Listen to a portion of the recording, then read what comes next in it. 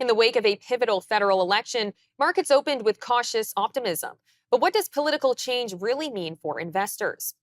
With Prime Minister Mark Carney now at the helm, questions are swirling about the future of Canada's economy, entrepreneurship, and its place in a volatile global market. Meanwhile, across the border, a new investment narrative is gaining traction, the so-called Sell America trade.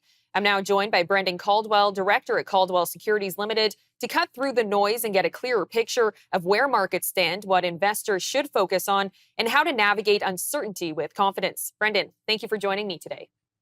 Thank you, Theresa. That's a high bar because there's an awful lot of noise. So we'll do our best. Now, yesterday we headed to the polls, but did today's stock markets really care who won in last night's election? No, not really, because we don't even know quite who won. We're not even sure whether it's going to be a Liberal minority or majority. Some news outlets saying today that the out-of-state returns, so to speak, the overseas returns, the advanced polls, may actually push Prime Minister Carney over the top for his majority. So, no, I don't think the markets really deeply and profoundly care. But that's not specific to Canada or elections in specific. All political events are some fun to talk about, but they really don't affect markets to too great a degree, at least not for very long. So if all of a sudden Alberta were to secede in the wake of this election, the way some people feel it might, or that the U.S. South did at the, when Abraham Lincoln was elected, not to compare Mr. Carney with Mr. Lincoln, but, if there was something major happen like that, the market would react. But this is in line with the range of what the market and observers generally had expected. Now, we've had no economic growth in Canada. So what does Prime Minister Mark Carney have to do in order to support Canada's entrepreneurial future? I'm not sure we've had no economic growth. It's just that we haven't had nearly as much as the large majority of other developing countries, the so-called OECD countries, and certainly less growth than we've seen in the United States. Well, I mean, what Mr. Carney will do depends which version of Mr. Carney. If it's the values writing, memoir writing Mr. Carney, then maybe one set of things. If it was the promises he made on the election, or the intent that he'd stated on the election to get pro-growth again and to build pipelines, that may be a different thing. I think, though, the more fundamental answer is not what government needs to do or doesn't need to do. I think it is more that government doesn't need to be the answer to every question or every problem. It does need to at least provide an environment where people can figure out the solutions and do its best to ease roadblocks toward getting economic growth done. Because governments don't actually grow the economy. The money that the government spend has to come from somewhere. Ultimately, it's either printed, which is very inflationary, or it comes from the private sector. So short of printing money and creating inflation, the money needs to come from growth that comes from outside the government sector. So I think the answer to the question is do things that make it easier for the private sectors to succeed and to thrive. And would a majority government have been better for business in Canada? And if so, why? Hard to say. And again, it may be, I think the odds are less than 50-50, but there's a greater than zero possibility it still may come out of majority government either straight away, or I wouldn't put it past a few members of some fringe parties, which now basically is everything but the Liberals. The Conservatives are now fringe parties, crossing the floor in exchange for, say, a cabinet seat to become part of the Liberals and push them over majority territory. So one way or another, it wouldn't be impossible for the Liberals to get a majority. But such a strong majority, such a strong plurality is really no different than what we've seen.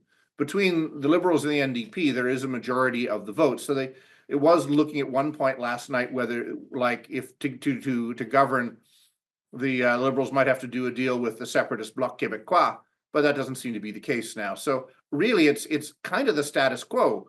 The economic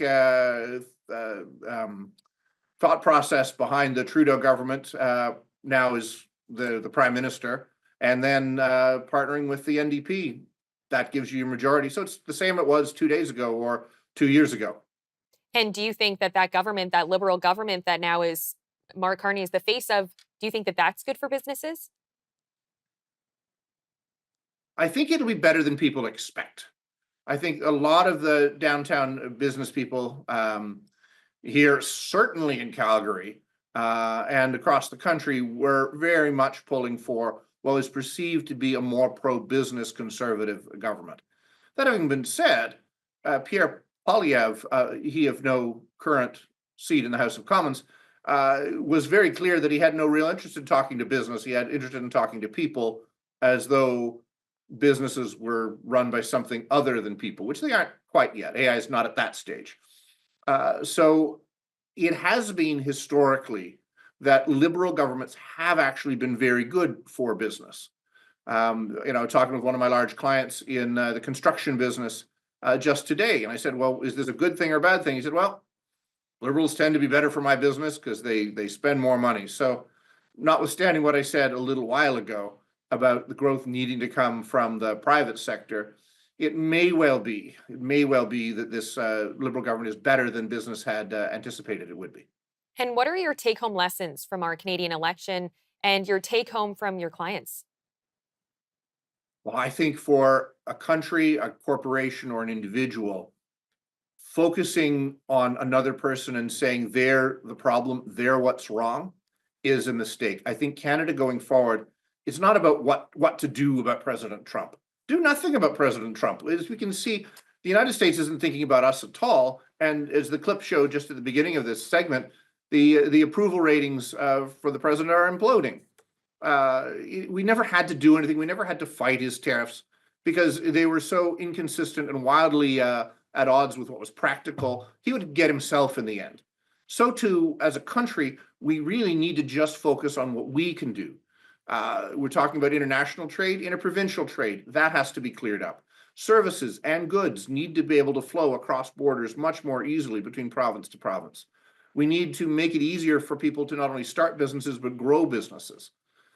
So whether you're a person or a country, blaming somebody else for your problems will not solve those problems, because the root cause is never external, or virtually never external. Donald Trump would never have had the temerity to say the things he did about Canada if he didn't realize we didn't have our own house in order. So to the extent that Canada can work together and actually realize the dream of a unified nation, Mr. Carney talks about being humble. If he has the humility to be able to bring the 40 or 50 odd percent of the people who didn't vote for him on board, I think we can make something of this country. Well, Brennan, thank you so much for the time today. Thank you, Theresa.